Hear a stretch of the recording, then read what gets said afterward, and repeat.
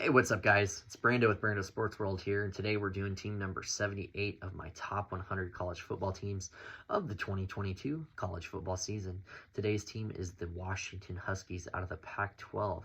Now, a lot of people didn't expect Washington to have a 4-8 record. If you don't like Washington, you probably were hoping that they did, or you expected it. However, they've had success over the last 10 years or so. Granted, it's kind of spotty. But they are a solid team. Definitely not a team that you want to be playing week in and week out, at least a team like them. But yeah, let's get on into it. Last year, the record was 4-8. The very first game of the season is a home game at Kent State. Shouldn't be too many issues here. You guys start the season 1-0 at home, already 3 wins away from your last year's record. Week 2, another home game against Portland State. Obviously, I don't think Portland State's going to have too many issues trying to play against you guys, or excuse me, I don't think you'll have too many issues playing against Portland State. It shouldn't be that big of a problem. End of the second quarter, beginning of the second quarter, this game's already over, guys. 2-0, heading into week 3. This is where it's going to get interesting. It's a home game against Michigan State. This is the type of game where you show your mettle and who you are. And maybe this is the game that really catapults the Huskies season. This is a home game, but I like Sparty here, unfortunately. And I think this is going to come down to the fourth quarter. I really, really, honestly, genuinely do. But you guys are going to lose this one, 2-1 heading into week 4. The very next week is a home game against Stanford. Stanford not having a great year not a great year like last year. Similar to you guys as well. Home game for you. I have you guys beating the Cardinals, opening up the Pac-12 play with a bang, beating Stanford. You're 3-1 at this point. The very next week is an away game at UCLA. UCLA, a much more improved Pac-12 team. Last year, Chip Kelly had the Bruins rocking and rolling with a much better record than they had in 2020. But yeah, let's see how it plays out. I have you guys, unfortunately, losing that game just because it's an away game. I think UCLA is also going to be kind of hitting on all cylinders at this point.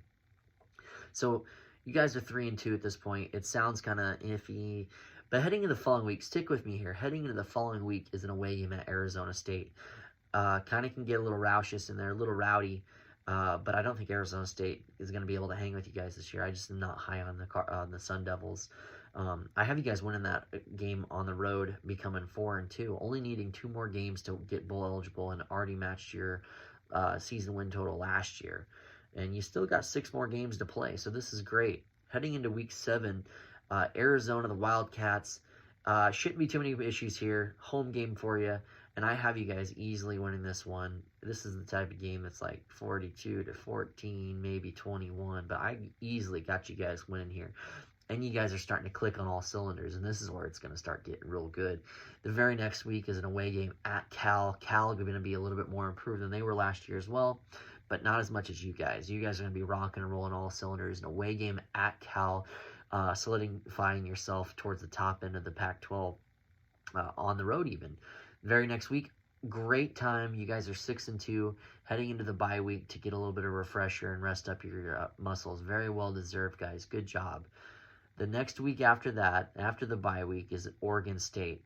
Perfect time to play the Beavers. Perfect time to have a beatdown on the Oregon State Beavers, and I think you guys easily win this game too. And it's going to help that it's at home. Oregon State, like I said before in several other videos, that a lot of people think Oregon State's going to actually be a decent team this year. I'm not sold on it. I think you guys win this one. You're 7-2 easily. Following week, you guys are playing a away game at Oregon. You win this game, you really put yourself on the national map easily at this point. You might be top 25 team, lower 20s, maybe high 20s, but you guys are right there breaking through. You win this game, catapult top 15 right away. I think this is going to be a very close game. I really want you guys to get in on this one. But I think the fourth quarter loss is on the way here against the Ducks, and that's just because it's an away game. Otherwise, I honestly think I'd probably pick you guys to win it. So, yeah, you guys are 7-3, a very respectable 7-3. The following week is a home game against Colorado, the Buffs. I think this will be actually a pretty decent game to watch, but I think that you guys have no issues heading into the third quarter. Middle of third quarter, this game is out of the water for the Buffs, sending them packing back home to Colorado. You guys are 8-3 at this point of the season. The last game of the season, you guys are playing a away game at Washington State.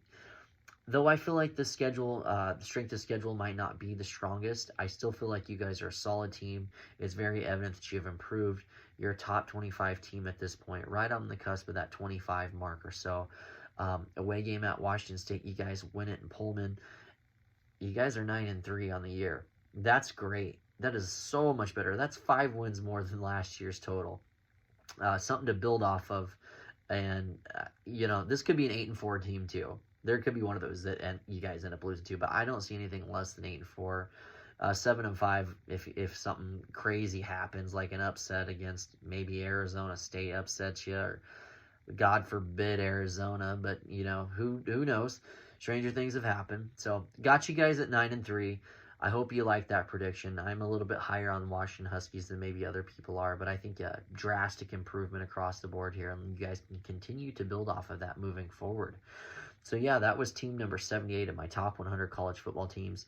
Please please subscribe, comment on our videos. Let's talk a little bit more football outside of the videos. I love talking with our subscribers or just anyone that wants to chat a little bit. So yeah, I'm Brando with Brando Sports World. Thanks for listening in on my videos, and I will catch you guys on the very next video. Thank you.